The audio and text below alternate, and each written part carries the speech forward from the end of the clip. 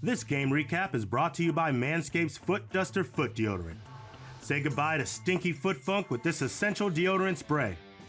Head over to manscaped.com and use the promo code SACCITY for 20% off and free worldwide shipping. The Foot Duster Foot Deodorant by Manscaped. The best protection any place below the waist. The Denver Broncos defeating the Houston Texans 16-9. Aaron, you just threw up that less ride, but is he really riding? Is he really riding?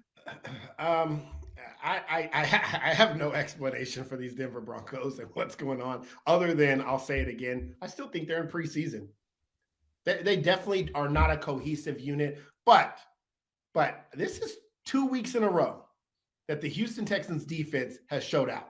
Like, I don't know whether really to attribute it to the Denver Broncos being bad, because I know they were bad in week one, but they were able to move the ball. They were able, like Russell Wilson, despite not scoring a lot in week one, they were 300 yards passing. I mean, they were moving the ball up and down the field. Javonte went off. Houston's defense is it's different. This team is one that is going to be tough to deal with, man. That defense has some good young talent. And just a side note here, and I don't really know because I didn't watch much of this game, but I got to say this. Why are coaches so damn hard-headed? Why do coaches do this? How? And this is not the Denver's head coach, because I don't even want to talk about what his issue is. I tried telling y'all last week I tried talking to you guys about him last week.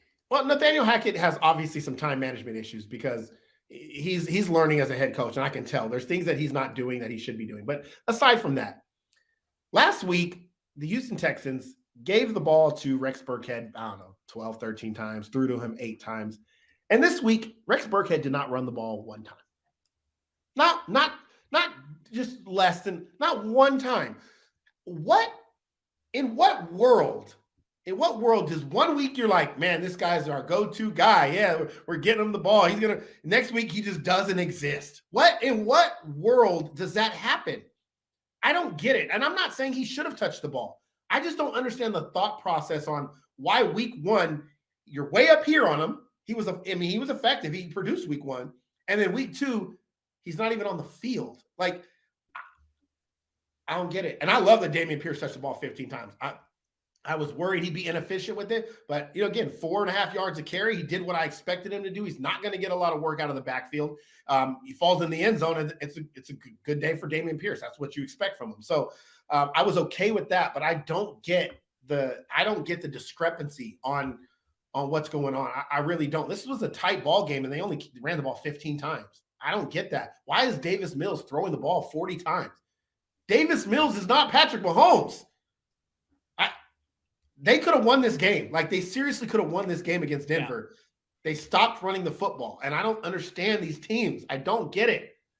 Sorry, that's all. Yeah, I agree. I think this we were high on Davis Mills last week. We talked about him last week, and this is not to be down on Davis Mills, but we saw where Davis Mills is at in this game, like where his level of his growth, where his growth tracker basically is. Mac Jones. He's a better. I think he's slight, maybe like Mac Jones and Davis Mills are like here and here. Like, that's not like they're interchangeable. But either way, the Texans did put up a fight against the Denver Broncos here, but the Denver Broncos ended up winning on the shoulders of a great performance from Courtland Sutton, 11 targets, 7 receptions, 122 yards, no touchdowns. You're shaking your head in the background thinking that I got this one right. Maybe I did get this one right.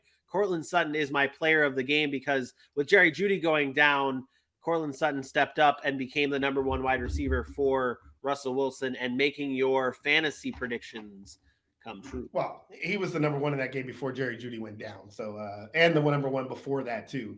He just didn't have the number 1 day last week. Courtland Sutton is the number 1. He's the better receiver of the two, to be honest. Pure receiver. This is what I expect from Courtland Sutton going forward. He will be the number 1 receiver for Denver. I think he is the most talented. I think he gives you the most versatility. He's the red zone threat. Can run from 20 to 20, but then also a threat in the red zone. He's a very talented wide receiver.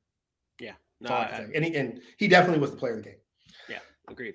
Any last notes before we move on? I'm not worried a little bit about Denver, but not a whole lot. Their defense is really good.